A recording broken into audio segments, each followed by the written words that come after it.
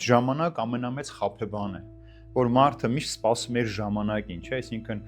իմ ժամանակը դեռ չի հասել, ժամանակը գա կանեմ, երբ որ ժամանակը գա ես կխոսեմ, ժամանակ գա ես կգործեմ, այսինքն երբ պիտի այդ ժամանակը գա։ Ինքը շատ գեղեցիկ խաբում է մարդկանց ականջին, բարձի տակ, գլխի տակ բարձ է դնում եւ մարդկանց համոզում որ դեռ ժամանակը չի եկել, այսինքն օրինակ ապաշխարելու համար, Տիրոջը դառնալու համար, սուրբ գիրքը դառնալու համար մեզ թվում է դեռ ժամանակը չի եկել։ Եվ այդ ժամանակը մի սատանան լցնում է այնպիսի զբաղմունքներով, որպեսզի մարդ իրականում այդ ժամանակը չունենա, չգտնի, որպեսզի չկարողանա Տիրոջը մոտենալ։ Մենք ամեն օր ապրում ենք այդ վերջին ժամանակները, մեր ամեն օրվա կյանքը այդ վերջին ժամանակներն է, որ մենք ապրում ենք այս աշխարհի մեջ, եւ մարդը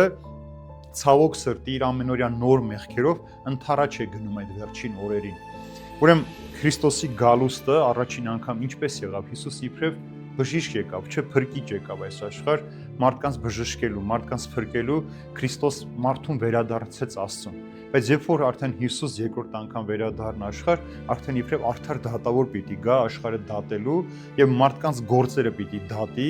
մարդկանց պիտի դատի իրենց խոսքով, իրենց գործով, իրենց ապրած կյանքով։